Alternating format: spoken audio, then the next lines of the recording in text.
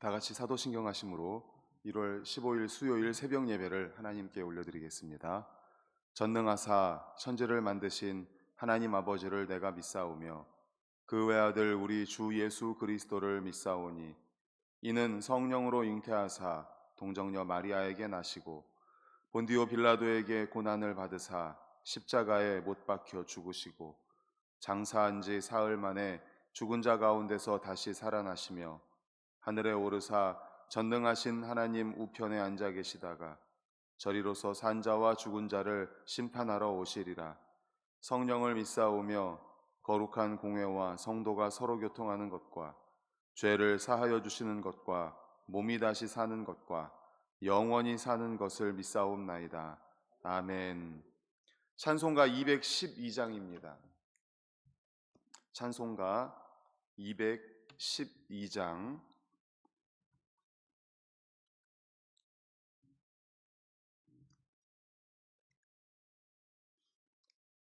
212장 함께 찬송하겠습니다.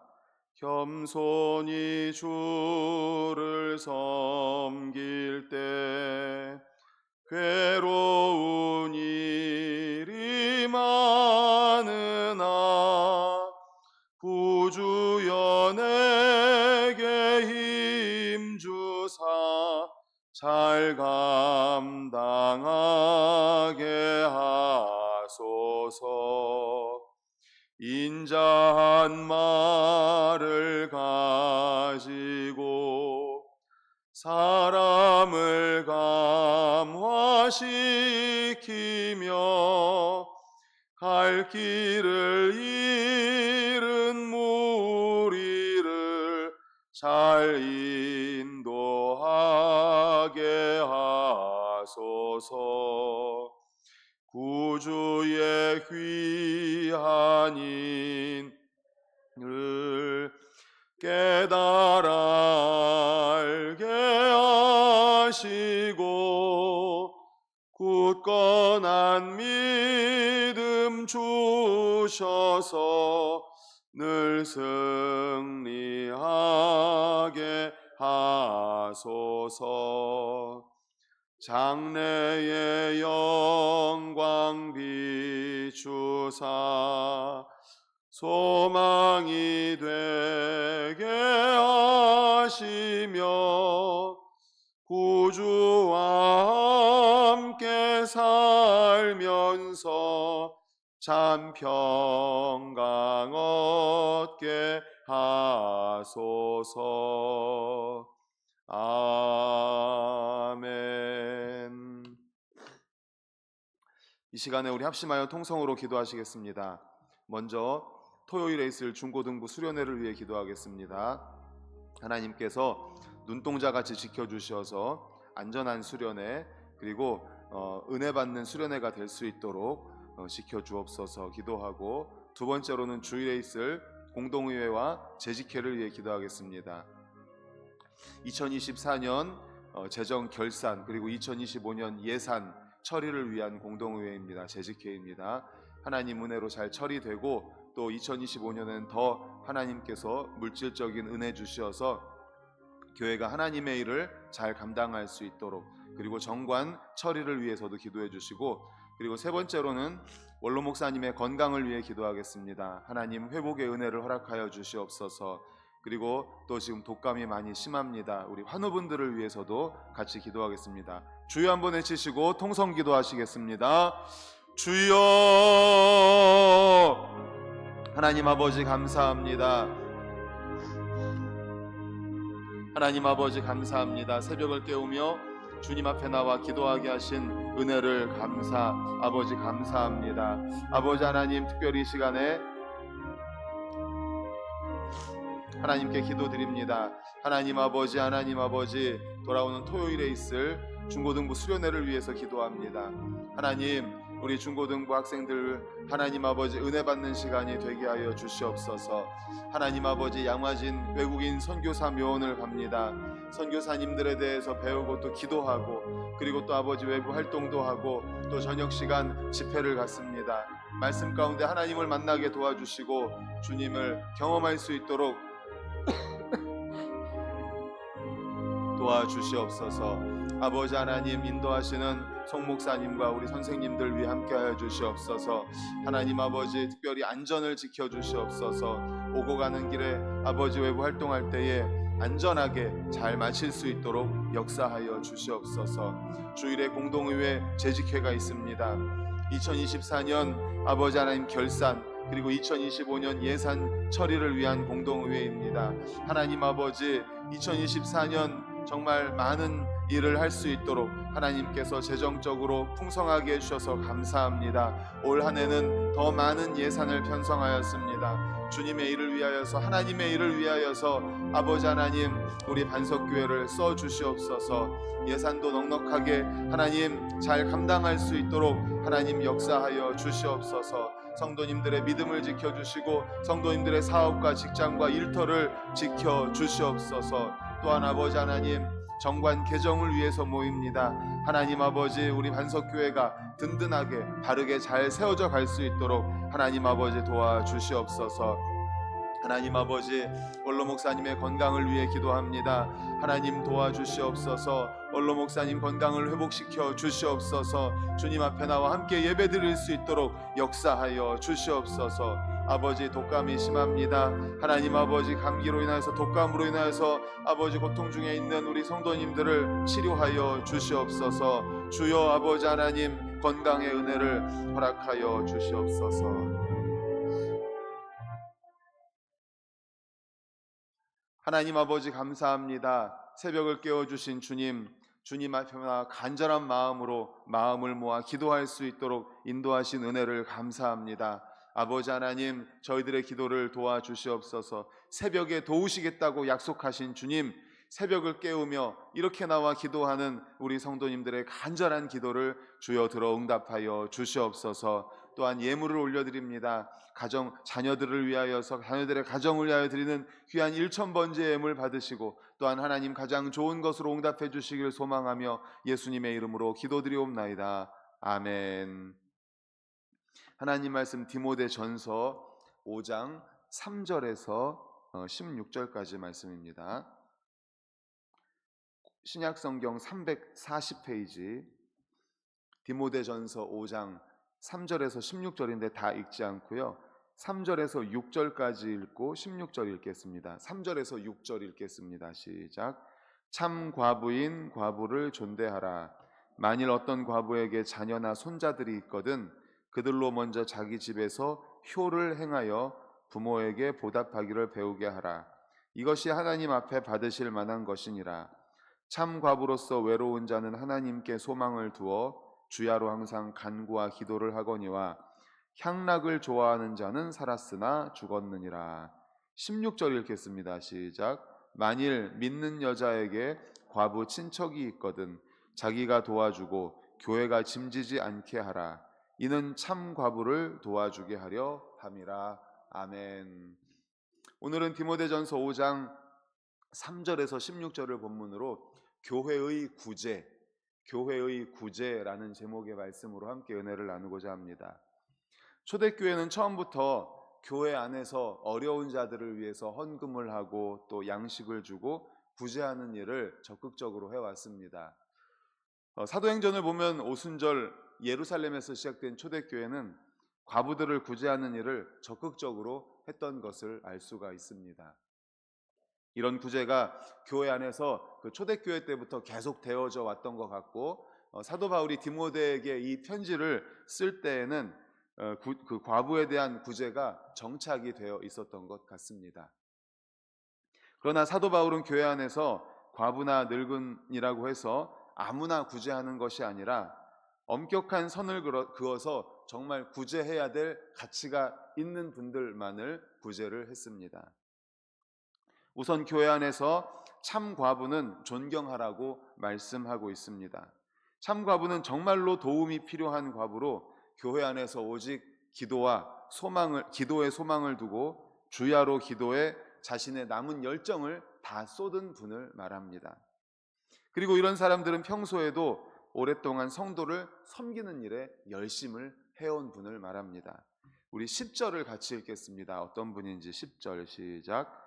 선한 행실의 증거가 있어 혹은 자녀를 양육하며 혹은 나그네를 대접하며 혹은 성도들의 발을 씻으며 혹은 환난 당한 자들을 구제하며 혹은 모든 선한 일을 행한 자라야 할 것이요. 아멘. 이런 분들을 참 과부다, 이렇게 이야기를 했던 것입니다. 그러니까 참 과부는 평소에도 교회에서 봉사하고 선한 일을, 섬기는 일을 해오시던 분을 말합니다. 다른 일은 일체 하지 않고 오직 교회와 성도들을 위해서 기도하는 일에 남은 평생을 바치겠다라고 서약했을 때 명부에 올리고 참과부로 인정했다라는 것입니다. 그러니까 어떻게 보면 옛날에 여전도사님 계시잖아요. 그리고 전도 부인 같이 그냥 교회에서 교회 성도님들 섬기고, 지금으로 말하면 신방 전도사님 같은 거죠. 완전히 교회에 섬기고 기도하고 하는 일에 올인하셨던 분들을 말합니다. 그래도 나이가 드셨다고 해서 교회가 다 책임질 건 아니다라고 분명히 말합니다. 그러면서 자녀들에게 부모를 공경하도록 교회에서는 가르쳐야 된다라고 말합니다. 4절을 우리 같이 읽겠습니다. 4절 시작. 만일 어떤 과부에게 자녀나 손자들이 있거든 그들로 먼저 자기 집에서 효를 행하여 부모에게 보답하기를 배우게 하라. 이것이 하나님 앞에 받으실 만한 것이니라. 아멘. 과부지만 자녀나 손자들이 있으면 그들이 먼저 섬겨야 된다라는 거예요. 노인 문제에 있어서도 중요한 것은 교회가 모든 어르신들을 다 책임지는 게 아니라는 겁니다. 부모를 모시는 문제는 자녀가 책임을 지도록 효를 가르쳐야 된다는 겁니다. 자녀가. 그리고 이것을 책임지지 않으려고 하는 자는 불신자보다 더 나쁜 자다라고 말씀합니다. 우리가 잘 아는 말씀이죠. 8절, 우리 8절을 같이 읽겠습니다. 시작. 누구든지 자기 친족, 특히 자기 가족을 돌보지 아니하면 믿음을 배반한 자요 불신자보다 더 악한 자니라. 이렇게 분명히 말씀하고 있습니다. 이렇게 구제에 대해서 여러 가지로 말씀을 하는데 오늘 말씀을 총정리해서 구제에 대한 3가지 원칙을 짧게 살펴보려고 합니다. 먼저 구제 우선의 원칙입니다. 구제는, 그러니까 교회는 반드시 해야 되는 것입니다. 오늘 본문에도 사도 바울이 목회자로서 어제 일반적인 지침을 말씀드렸습니다. 그리고 난 다음에 제일 먼저 말씀하시는 것이 바로 구제입니다. 구제. 어제 우리가 교회 안에서 성도들을 대할 때 어떻게 대하라고 그랬습니까? 가족을 대하듯이. 그래서 예수 안에서 우리는 한 가족이다라는 말씀을 받았죠. 그래서 어르신들을 대할 때 아버지처럼 어머니처럼 대하고 동년배들을 대할 때는 형제 자매처럼 대하라. 또 그리고 나이 어린 이들을 대할 때는 자녀처럼, 손자 손녀처럼. 그래서 우리는 예수 안에서 한 가족입니다라고 1절에서 2절에 말한 다음에 그 다음에 제일 먼저 3절에서 무엇을 말하는지 우리 3절 읽어볼까요? 3절 시작. 참 과부인 과부를 존대하라. 이렇게 말하면서 이제 교회 안에서의 일반적인 성도 간의 관계는 가족을 대하듯이 대하는데 그 다음에 제일 먼저 말하는 게 참 과부를 존대하라. 구제에 대한 이야기를 이제 3절부터 쭉 하는 거예요. 참 과부에 대해서, 노인에 대해서 이렇게 구제를 쭉 이야기를 하는 겁니다. 그래서 구제 반드시 해야 된다는 것입니다. 교회가 하나님의 집이자 그리스도의 몸이라는 사실을 생각할 때 너무나 당연한 겁니다. 왜냐하면 하나님과 그리스도는 고아의 아버지이고 과부의 재판장이시기 때문입니다. 그래서 구약에서부터 고아와 과부와 나그네, 이렇게 고아와 과부와 나그네를 선대하라 라고 계속해서 구약 성경부터 이야기를 해왔지 않습니까? 때문에 이러한 자들에 대한 관심과 사랑을 잃는다는 것은 교회의 본질을 잃는 것이고 교회가 맛을 잃은 소금과 같이 되어버리는 겁니다. 그러므로 교회에 있어서 가난하고 소외된 자들을 돕는 것은 해도 되고 안 해도 되는 것이 아니라 반드시 해야 되는 것, 구제. 교회 안에서 먼저 성도들을 사랑하고 그리고 그 사랑을 이웃으로 흘려보내는 이웃사랑, 구제하는 것은 교회가 반드시 해야 된다라는 것을 기억하시기를 간절히 축원합니다. 아멘. 그런데 구제를 하되 어떻게 해야 되는가? 구별의 원칙이 있습니다. 구별. 무차별적으로 구제하는 것이 아닙니다. 분명한 원칙이 있다는 것입니다. 사도 바울은 몇 가지 기준을 제시하는데 곧 아무도 도울 자가 없는 자, 아무도 도울 자가 없는 자, 동시에 믿음과 경건에 있어서 흠이 없는 자여야 된다라고 말합니다. 그러니까 가족 가운데 도울 자가 있으면 아까도 읽었지만 자녀들, 손자들, 손녀들이 있다면 그들이 먼저 도울 수 있도록 교회에서는 효를 가르쳐야 된다. 가족이 먼저 도와야 된다라는 거예요. 가족이 기본적인 의무이기도 하거니와 교회가 그런 원칙이 없이 무차별적으로 돕다 보면 정말 도와야 될 자를 못 돕기 때문입니다. 우리 16절을 같이 읽겠습니다. 16절 맨 끝에 16절 시작. 만일 믿는 여자에게 과부 친척이 있거든 자기가 도와주고 교회가 짐지지 않게 하라. 이는 참 과부를 도와주게 하려 함이라. 아멘. 믿는 여자에게 과부 친척이 있으면 자기가 먼저 도와줘라. 그러니까 가족이, 친척이 먼저 도와줘야 된다는 거예요. 그렇게 해야만이 참 과부를 도와줄 수 있다. 진짜 교회가 도와줘야 될 분을 도와줄 수 있다는 거예요. 이게 바로 구별의 원칙입니다. 교회가 가정의 의무를 대신하거나 우선하는 것은 분명히 아닙니다. 육체적인 필요를 1차적으로 공급해줘야 되는 것은 어디예요? 가정입니다. 가정, 자녀, 그리고 친척. 가족들이 먼저 그들을 도와주어야 한다라는 거죠. 그리고 교회는 효를 가르쳐주고 그렇게 해야만이 교회가 진짜 도와줘야 될 참 과부를 도와줄 수 있다라는 것, 구별의 원칙입니다. 마지막으로는 존엄성의 원칙입니다. 교회는 도움을 주되 결코 그 도움 받는 자들로 하여금 수치심을 느끼지 않도록 해야 된다는 거예요. 이건 정말 구제할 때 아마 다 아실 겁니다. 구제할 때 도움을 받는 분들이 수치심을 느끼지 않도록 해야 돼요. 그래서 우리가 예를 들어서 쓰다가 남은 거라든지 버리려고 하는 거를 가지고 도와준다든지 이래서는 절대로 안 되는 겁니다. 정말 정성을 다해서 마음을 다해서 도와주고 그 받는 분들은 이것 때문에 우리가 가난하다고 약하다고 해서 이런 거로 도와줘? 이런 수치심을 느끼지 않도록 우리가 정말 존중하는 마음으로 도와줘야 한다라는 것입니다. 존엄을 잃지 않도록 정말 세심한 배려를 해야 할 것입니다. 말씀을 정리합니다. 교회의 구제는 이렇게 세상과 구별되는 그런 기준과 원칙이 있습니다. 그러나 중요한 것은 하나님의 마음을 가지고 하나님의 방법으로 하나님이 돕기를 원하는 자들을 올바른 방법으로 도와줘야 한다라는 것이죠.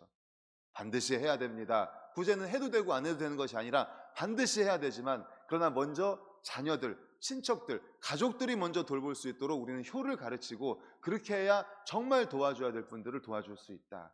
그리고 정말 존엄성의 원칙을 가지고 그들이 수치를 느끼지 않도록 하는 그런 도움을 줄 수 있는 그런 우리 반석교회 모든 성도님들 되시기를 간절히 축원합니다. 아멘. 기도하시겠습니다. 하나님 아버지 감사합니다. 오늘 교회의 구제에 대해서 살펴보았습니다. 하나님 아버지 정말 구제할 때에 우리가 구별의 원칙을 가지고 구제를 우선순위로 하고 그리고 존엄성의 원칙을 가지고 정말 도와줘야 될 분들을 마음과 정성을 다하고 주님의 마음으로 도울 수 있도록 주님 도와주시옵소서. 감사하며 예수님의 이름으로 기도드리옵나이다. 아멘.